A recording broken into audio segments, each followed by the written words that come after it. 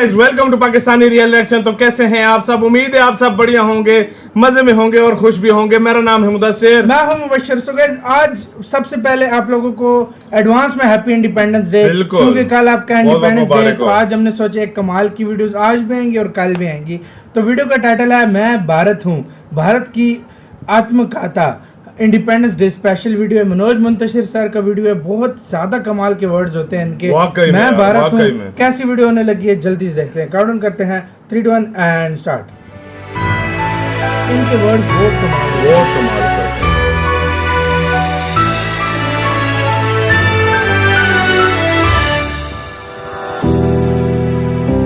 मैं भारत हूँ। मैं भारत हूँ, मुझे वेदों की ऋचाओं ने जन्मा है। मेरे परिचय के लिए इतना ही पर्याप्त है कि अमृत स्वरूपा गंगा मेरी माँ है। मैं भारत हूँ, मैं ऋषियों के आश्रम में पला हूँ, युग पुरुषों की उंगली थाम के चला हूँ और संघर्षों की प्रचंड अग्नि में जला हूँ। मेरे इतिहास का पहला पन्ना तब लिखा गया था जब मनुष्य ने समय को दिन और तारीखों में बांटना नहीं सीखा था। 10,000 वर्ष पहले मेरा खाका बनना शुरू हुआ, लेकिन इतना पुराना इतिहास सिद्ध करने के लिए आज मेरे पास साक्ष्य नहीं है। लोग सवाल उठाते हैं कि सिंधु घाटी सभ्यता को तो सिर्फ 3400 साल ही हुए हैं, फिर मैं 10,000 वर्षों के इतिहास का दावा क्यों करता हूं? मैं क्या उत्तर दूं उन इतिहासकारों को जो ईंट पत्थरों की गवाही के बिना गूंगे हो जाते हैं।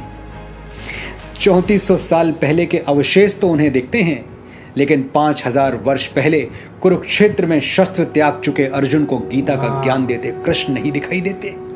7000 वर्ष पहले सरयू के तट पर सूर्य को अर्घ देते श्री राम नहीं दिखाई देते, और 8000 वर्ष पहले रची गई ऋग्वेद की ऋचाएं नहीं दिखाई देती।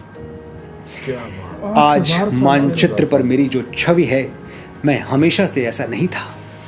अनेकों टुकड़ों में कटा हुआ था, जनपदों महाजनपदों में बटा हुआ था।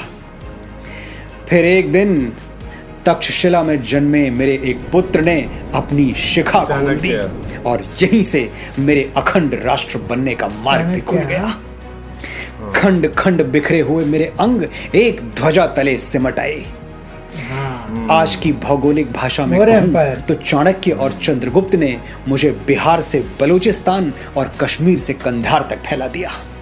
मैं अपनी भुजाओं का विस्तार देखकर प्रसन्न था, लेकिन अशोक की वीरता अपने दादा चंद्रगुप्त के साम्राज्य को और आगे बढ़ाने के लिए प्रतिज्ञाबद्ध थी।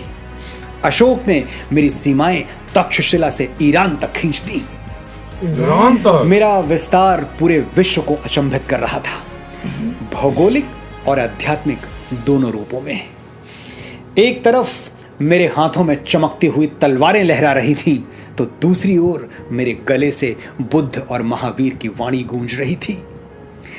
सदियां बीतती रहीं, मैं समय के धरातल पर कभी दौड़ा, कभी चला, कभी घुटनों के बल रेंगा, लेकिन रुका कभी नहीं। मुझे कृष्ण के वचन हमेशा याद रहे, कृतम में दक्षिणे हस्ते, जयो में सव्याहिता। यदि मैं सीधे हाथ से कर्म करूंगा तो मेरे उल्टे हाथ में विजय अवश्य होगी। कर्म योग के सिद्धांत पर चलता हुआ मैं वैभव और संपदा के शिखर पर जा पहुंचा। मुझे सोने की चिड़िया कहा जाने लगा और मेरी चमक सुदूर देशों में बैठे लुटेरों और आक्रमणकारियों को लुभाने लगी।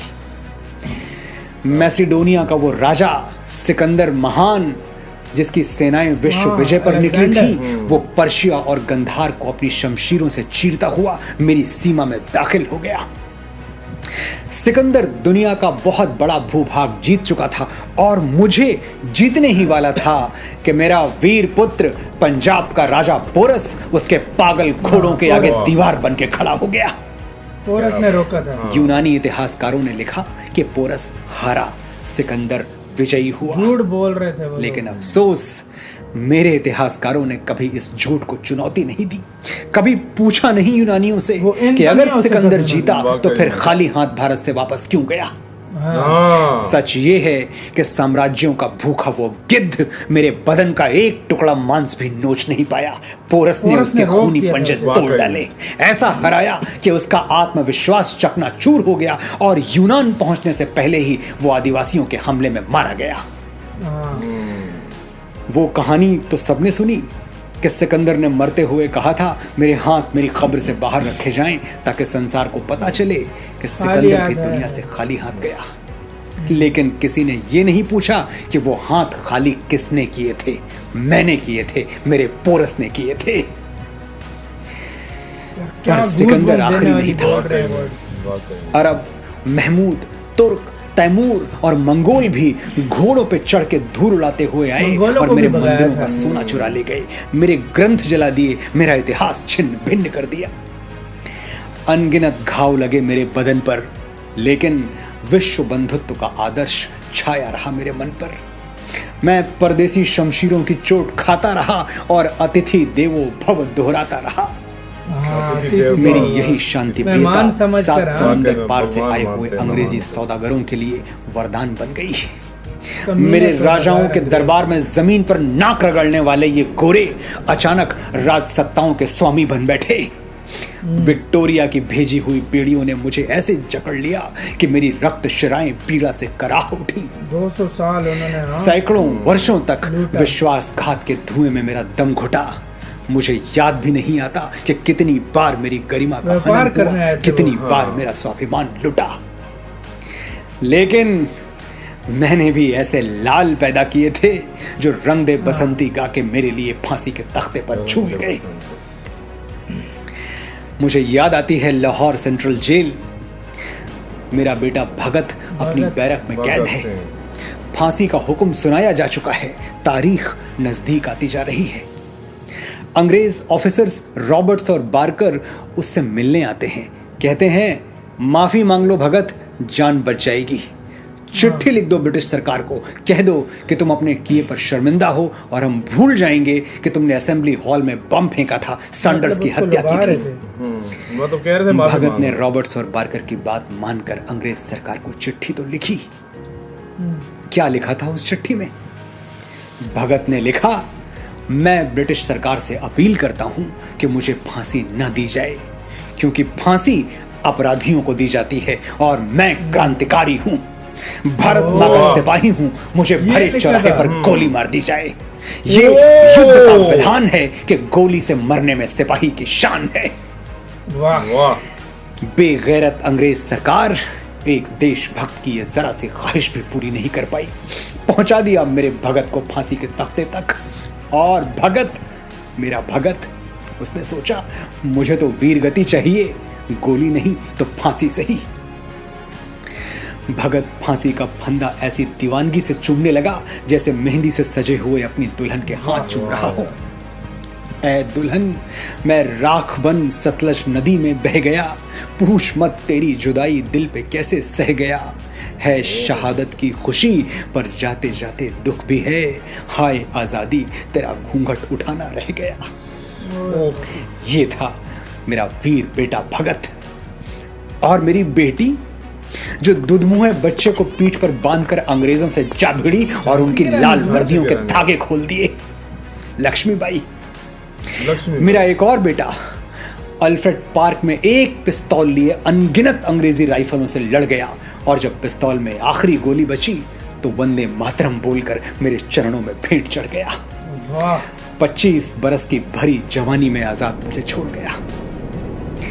जो हाथ मेरी ओर बढ़े मेरे वीरों ने काट के फेंक दिए, जो आंखें मुझ पर उठी वो बुझ गई हमेशा के लिए।